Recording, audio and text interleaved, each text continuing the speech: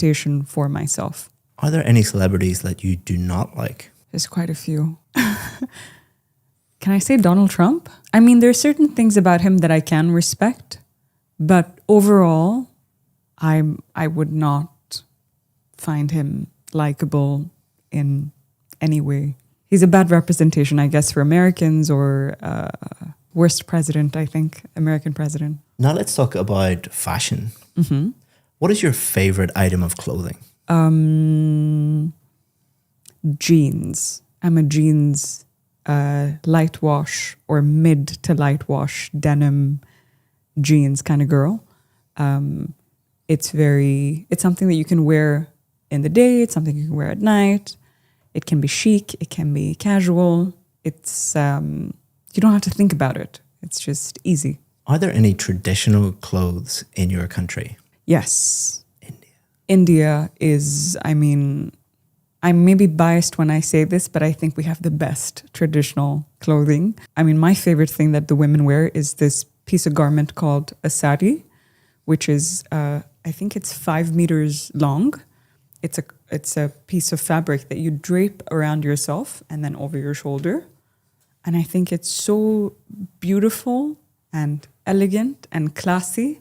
I may be biased, like I said, but I think it's the most stunning outfit a woman can wear. Do you ever buy clothes online? All the time. It's very rare that I purchase something in store. I mean, for the last maybe 5 years, I buy everything online. Now let's talk about colors. What colors do you like? I'm quite a bright, again, maybe because I'm Indian, I gravitate to almost every color. Red, blues, greens, purples, pinks, white. I mean, other than black, unless it's a car. Cars look great in black, but other than that, I would say every color of the rainbow I like. What's the most popular color in your country? That's tough. What's the most popular color? I guess it depends on the season. It depends on the event. If we're talking about weddings, it's usually red. If we talk about, a Hindu wedding is usually red. If it's a Christian wedding, then it's usually whites and blacks.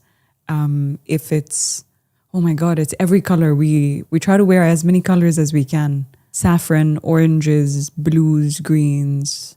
It depends on the occasion. It depends on, I wouldn't say there's one color that is supreme amongst the others. Do colors affect your mood?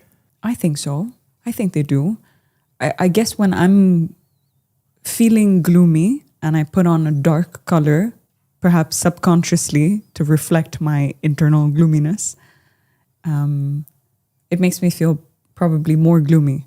But if I force myself to wear something bright when I'm not feeling so good, I think I'm able to absorb some of the energy of that color and feel perhaps a little better. Food that I learned to prepare, I'm pescatarian, so I don't eat meat, but I love food and I have a gluten intolerance, so I can't eat a lot of the Indian food. So this is a little recipe that I learned how to make, which is basically paneer. We call it cottage cheese in English. It's like a spiced tomato base with cottage cheese, with paratha, roti, but it's made out of ragi flour, which is gluten-free and super rich in calcium and very good for people with diabetes, although I don't have diabetes. It's very nutritious, basically. Together, it's the perfect meal. It keeps you full. I love being healthy. I try to be as healthy as I can. So, yeah, that's probably my go-to meal in the evening because I don't have to think about... I have all the ingredients. I don't have to think about how to make it. It's kind of automatic. And it's delicious, which is the most important part. It's not compromising on the taste because I can't eat salmon and rice every day. I want to eat something that's more flavorful and nutritious. Sometimes when I'm feeling adventurous, I like to eat it with yogurt, either Greek yogurt or regular yogurt, and add a couple Indian spices into it and mix it up. So the spiciness of the paneer, cottage cheese, the the texture, like a drier, stiffer texture of the ragi roti, and the creaminess and coldness of the yogurt is match made in heaven. So we've been talking about a dish that you like to prepare, and we're going to continue to talk about cooking and young people and cooking. What kind of things can children learn to cook? To thank you for watching this video, I want to give you a free course that has helped thousands of students improve their IELTS speaking score. What it's going to do is take you through every single part of the test and give you strategies for part 1, part 2 and part 3, and also allow you to practice at home for free and get feedback. To sign up for that for free, all you have to do is just click the link in the description. Thanks very much, and let's get back to the video. I'm trying to think about what's safe with the parents there. Obviously, we're assuming. So if a child's going to be around the stove or an oven, let's say the parents are there, I think baking is very fun. Especially little things like cookies that you can make shapes out of. It's like a fun activity for parents and children to do together. Baking is good. On the stove too, but I think that requires a little bit more precision. So kids should bake like Christmas cookies, probably. Do you think it's important for children to learn how to cook? Absolutely. It's a survival skill, in my opinion. I personally think that you shouldn't treat it like a chore or treat it like something that you were forced to do, because you have to do it forever. You don't know where you're going to be or what kind of situation. Even if you are surrounded by people that are good cooks and you perhaps don't feel like you need to cook yourself, it's always important to teach children from a young age to be able to kind of put a meal together, because it's basic, it's survival.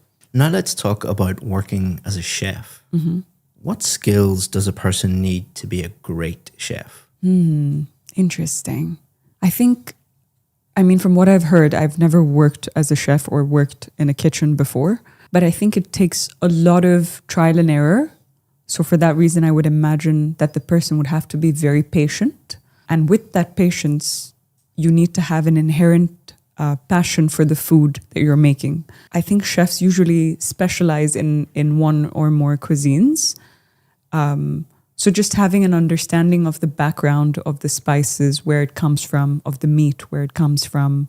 If you're not passionate about that, it can probably tire you out to be that invested in learning. So patience, passion, and a good environment, like access to good teachers, access to good books, access to good produce would probably help you hone your craft a lot more. How enjoyable do you think it would be to work as a professional chef? I think that would be completely dependent on the environment that you're in. I imagine it would be a very stressful job if you worked in a Michelin star restaurant, for instance. But then if you had a food truck and you sold tacos and you had a bunch of happy children and happy families coming around, I guess the environment would be completely different.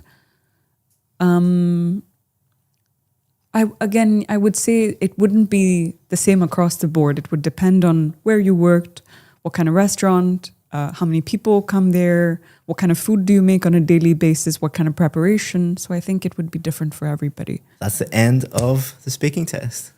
Well done. Thank you.